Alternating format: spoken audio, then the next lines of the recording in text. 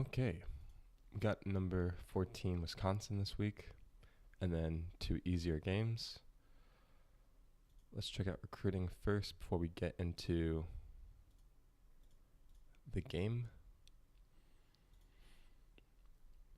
For commit soon, a couple new offers they'll hand out. There's no penalty, so there's no reason really not to use these. I mean, you could, I guess, go over the 50 offer use, but I've never done that. Be interesting if offers had some relationship to coach integrity. Let's see if there's anything we want to do here. I'd like to catch up on this kicker. We do need one. We're only looking at 3.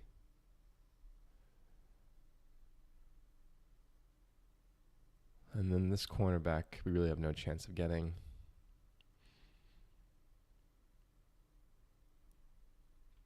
I think we'll leave these be. Looks like Saul Keller and Brian Batts are most likely going to be the 2 cornerbacks that we do get.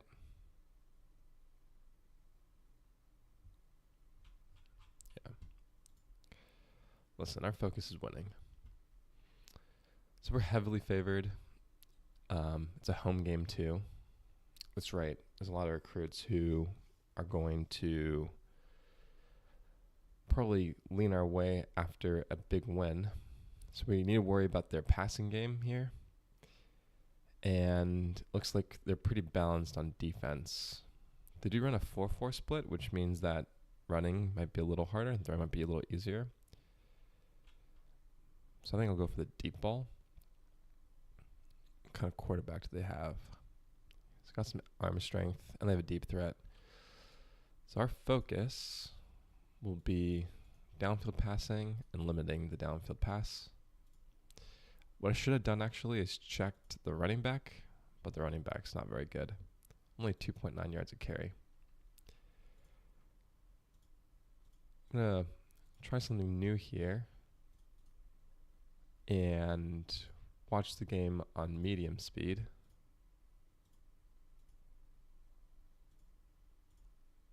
Let's see if this is any better.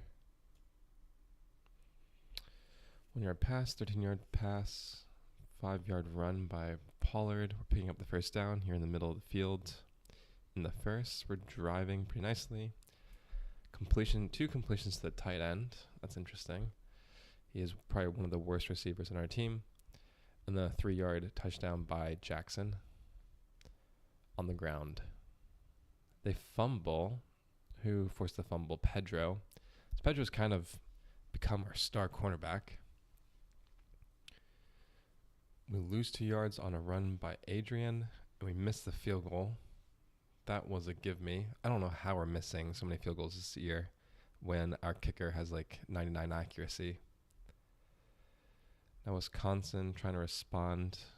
Turnover on downs on a sack by Kyler, our linebacker.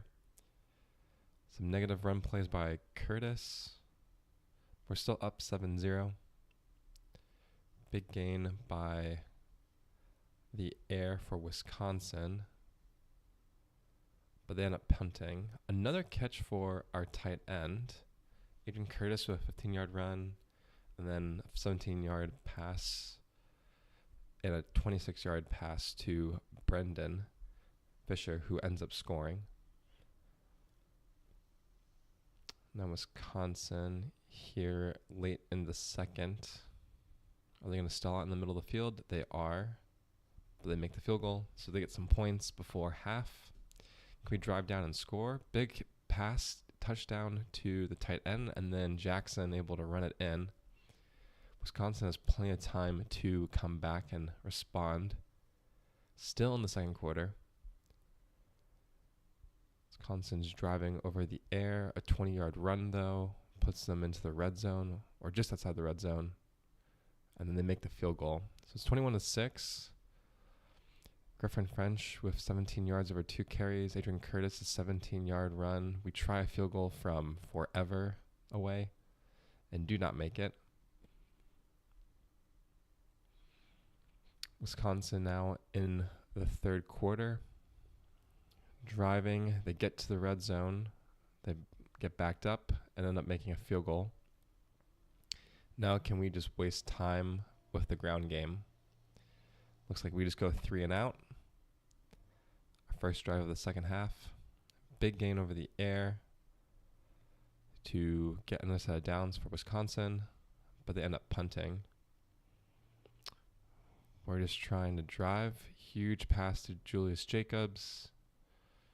Bren Fisher moves the chains, and then we stall out in the middle of the field. But the punt gives us really good, or gives them really poor field position, so it's all right. They make it back off a big pass play, but end up punting. Here on third down, we convert with a pass to Joe Kane, and then a big pass to Bren Fisher. Jackson Murphy with an 8-yard run, and then a field goal for 51 yards by Cardenas. So it's 24-9. This game basically out of touch for Wisconsin at this point, as long as we don't mess anything up. Bren Fisher with a almost 30-yard pass puts us towards the middle of the field. We keep it on the ground, and then a big pass to Jacobs, and then a run by French and Murphy to slam it in. We are up 31-9. 5 minutes left. Time to head to the parking lot and get your car to leave early. Fumble, who Kyler Wood, again, with a turnover. Huge. We'll be sure to make his work rate higher headed into the next big game. And that's the final score, 31-9. So Burke, just a solid outing. Our running backs also fared pretty well. Fisher with 100 yards today. Not the same for Jacobs, but Jacobs obviously productive. And then I'm looking for Kyler. Where are you? Kyler Woods. So he actually had a sack and a forced fumble. I thought he had... No, it was more with the forced fumble. And then Kyler Woods was another one. But Woods did have a sack. As did Ewing. I think Ewing is that 3 sacks this year? It's good to see. Could be better. And then no one with 3 tackles for a loss, but obviously we had more tackles for a loss than Wisconsin did. And that certainly helps. So we'll advance.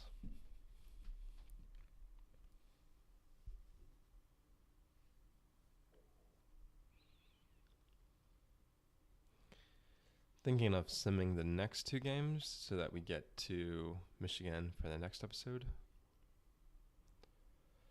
I quite like that. Curtis does sustain an injury, but it's really probably fine just with how talented our 2 running backs are. We just have so much depth.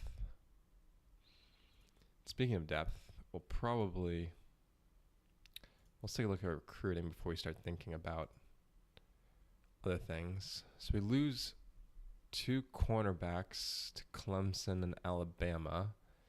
To be fair, the junior college players, I'm not always super...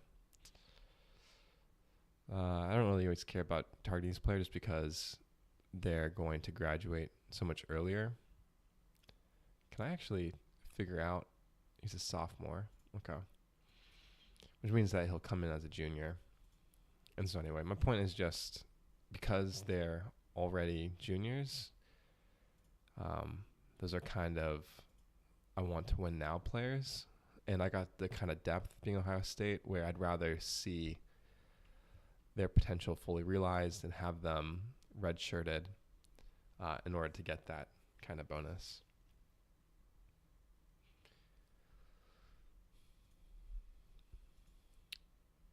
This D lineman potentially getting picked up by Notre Dame, who is in our conference now, or division now. It's a little unnerving. Might be misspeaking there. Let's double check. what the correct terminology is. Let's see, Notre Dame. They're like in a division. Let's see. I guess they're in the same conference as I am, but in a different division. Yeah. So for recruiting, do I want to do something about that? And when do I get the visit? My visit happens versus Michigan. Do I think? So that's good. But if I just throw some money, then I'll be over Notre Dame, and hopefully that kind of holds out until that big game. So let's try that. Actually, just giving him an offer means that we're above Notre Dame suddenly. And then we could probably lock down getting him by us playing against Michigan. Yeah, of course, a lot of these players are going to make decisions after the Michigan game.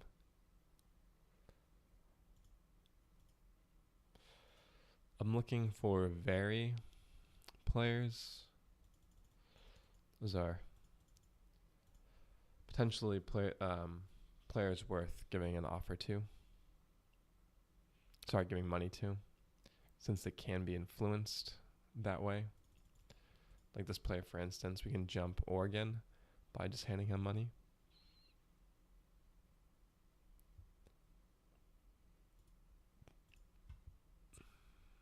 I think we'll call it quits there. All right, against Buffalo, let's first check them out. So they're running pretty effectively, but they can't stop the run.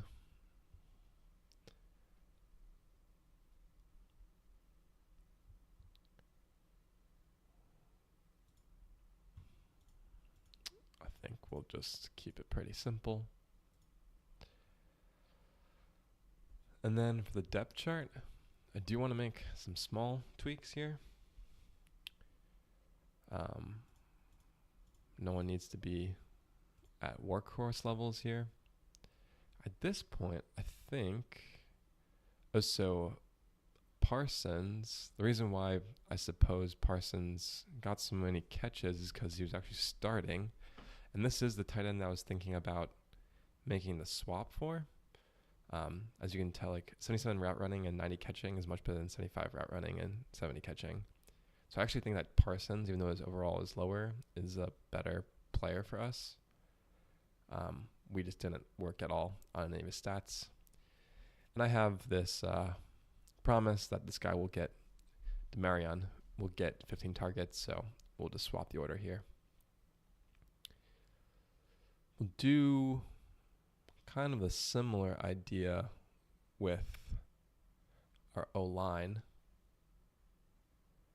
Ian Howard is playing so well, so I don't think I'm going to touch him.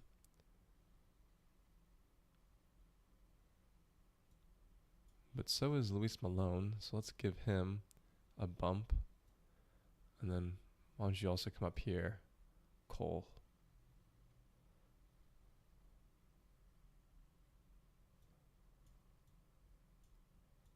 Just a quick little swap here. Just based on the number of pancakes and sacks. Carl Carpenter has given up quite a bit. But it doesn't make any sense to swap Carl with Jamie.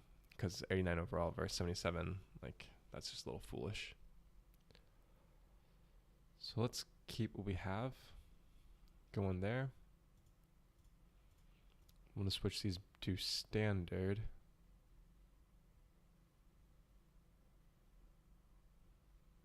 I think this is fine. We can give Zion Tan the start over Ewing while he's injured.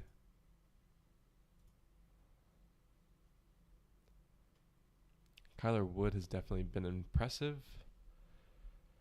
Sack and forced fumble last game. Let's change you down to standard.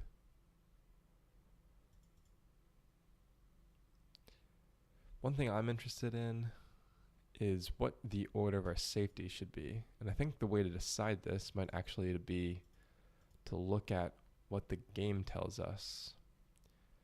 So based on this, Shaw has been more impressive than Barry. It's cool to see we've got 4 cornerbacks and Big Ten cornerback of the year, 3 safeties in that position, 2 linebacker, but also 2 linemen. About offense, do we got any awards here? Murphy and Curtis both getting mentions. Fisher and Jacobs are 1 and 2 at receiver. And then Howard and Reeves at line. It's always nice to see. So let's try Shaw in front of Barry. One reason for hesitation here is because Shaw has worse man coverage, and obviously we're set to man. Maybe that's not obvious. Let's give that a go and see what happens. We will simulate this game.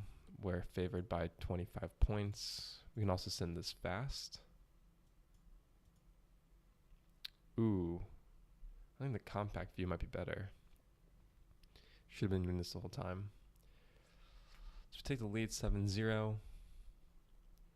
2 big gains. That was a run from Murphy, it looked like. Another touchdown to get us ahead. It is a home game. Looks like we don't have a huge crowd. This time it's French, a forced fumble. I didn't catch who the defender was on the play, but we're up 28-0. Only in the second.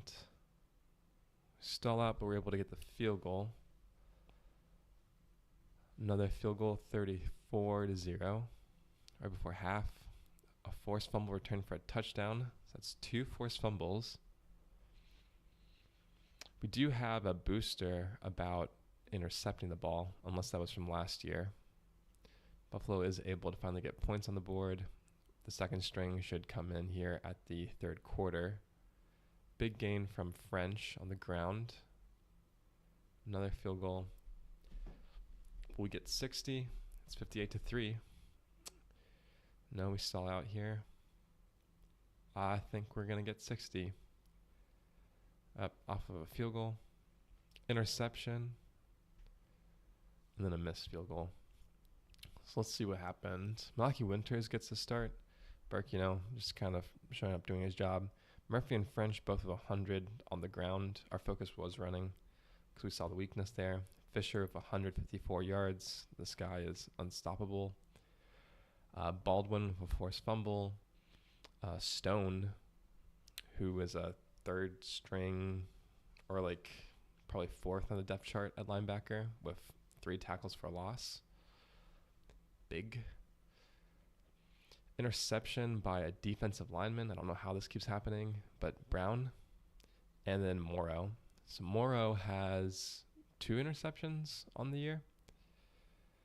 And then there should be another forced fumble. So it's Emmanuel Byrd, another cornerback, with the forced fumble, touchdown. Didn't we get another interception?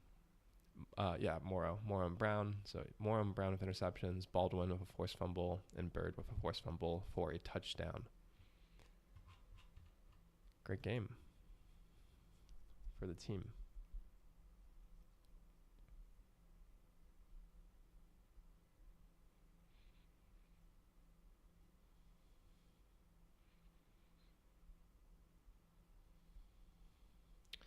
The cool thing here now is we can take a look at how the scouting affected our Ewing comes back in full strength. Take a look at scouting here after the visit, but I just realized we already did this. So let's just make sure that we have, I don't know why, I guess I thought we played Michigan just now. Obviously, that did not happen. Yeah, let's use Dial Michigan. I don't know why we haven't. Are there any other players where we haven't scheduled a visit yet? Let's double check. No. Okay.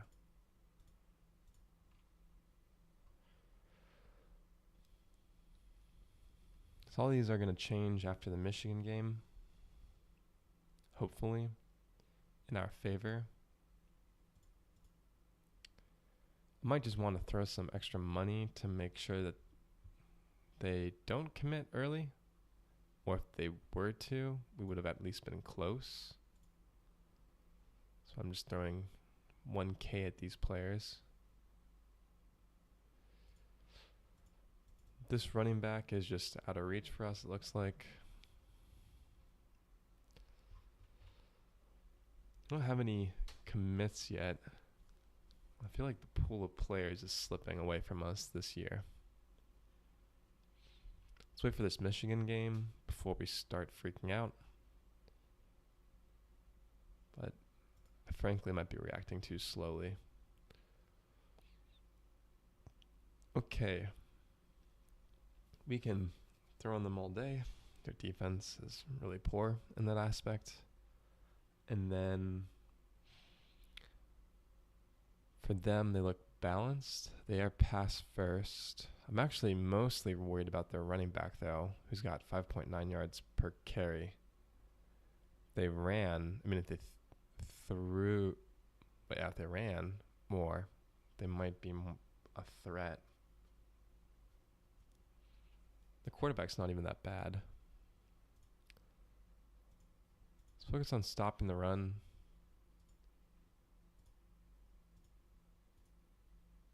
This one is at Maryland.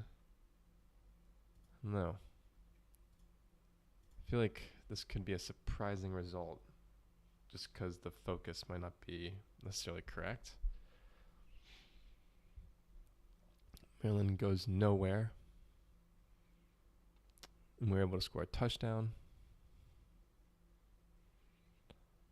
Some stops here. We're driving down the field. Another touchdown. 14-0. Second half now. Huge gain. 55-yard run by one of the running backs. Miss a field goal. A lot of missed field goals this year. That was another run on the ground. We get an interception. Another touchdown. It's 35-0 in the third quarter finally. They're probably waving the white flag right now.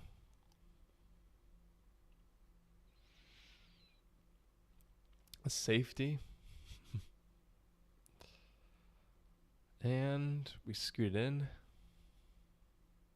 Fourth quarter. I don't know why I was afraid ever. We're able to make a field goal, 47-0 interception. Can we get a touchdown? We make a field goal, 50-0. The first string are technically in because we put in the second string, sort of. Final score, 50-7. Not even really a need to talk about the quarterbacks. Of course, they did well. Murphy with 100. Fisher with 100. He just kind of comes in each week and makes sure that he gets that hundo. Let's see. McCray with 2 sacks. Pass rusher. Drake with a sack. Ewing with a sack. And then Bird with an interception. As well as Walters. That's a depth player for sure. And Junior Alston. So 2 cornerbacks with interceptions. What about the safety? Who logged that? Give me the impact plays. Safety was Kyler Wood. I'm gonna go Kyler. Advance the game.